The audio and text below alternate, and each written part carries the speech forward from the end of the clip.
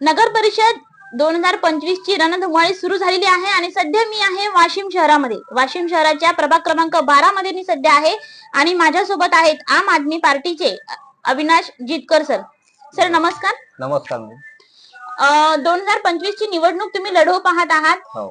तर नेमकं काय समस्या इथे आहे की जो मूळ उद्देश तुम्ही लक्षात घेऊन ही निवडणूक लढवायचा विचार करीत आहात? इथं भरपूर प्रश्न आहेत मॅडम, जसे पाण्याचे प्रश्न, नळ, लाईन, रस्ते, भरपूर प्रश्न इथं. त्याच्यावर आपल्याला काही ना काही पर्याय काढायचा आहे, त्यासाठी निवडणूक लढवू इच्छितो मी. बरं, निवडणूक जिंकून आल्यानंतर तुम्हाला काय काय विकास कार्य इथे करायचे आहे? जसं की सर्वात पहिले वार्ड क्रमांक 12 मध्ये अंगणवाडी उभारणे, जसं वाचनालय.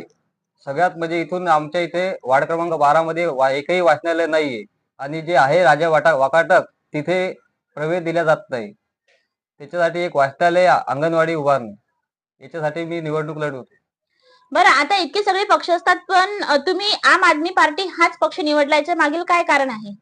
बाकीच्या सर्व पक्षामध्ये भ्रष्टाचार चालू आहे. कोणत्या लोकांनी 15-15 लाख रुपये तिकिटासाठी दिलेले आहेत. मी एवढे पैसे देऊ शकत नव्हतो, त्याच्यामुळे मी आम आदमी पार्टीचा तर्फे निवडणूक लढवायचा निर्णय घेतलेला आहे. बरं, तुम्हाला वाटते का की तुमच्या प्रभागातून तुम्हाला चांगला प्रतिसाद हा मिळत आहे? कशा पद्धतीचा प्रतिसाद तुम्हाला मिळतोय या ठिकाणी? 100% चांगला प्रतिसाद मिळत आहे मला. लोक हे करत आहे, सपोर्ट करत आहे.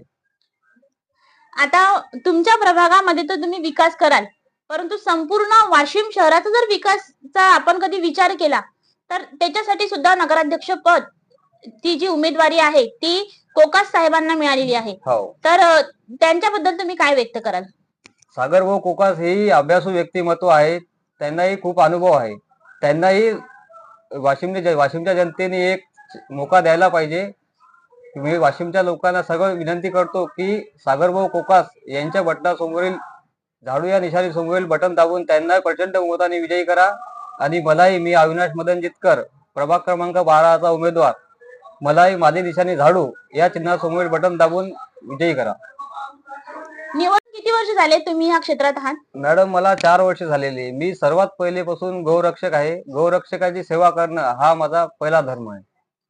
बरं, ह्या 4 वर्षामध्ये तुम्ही नागरिकांसाठी काय काय काम केलेले आहे?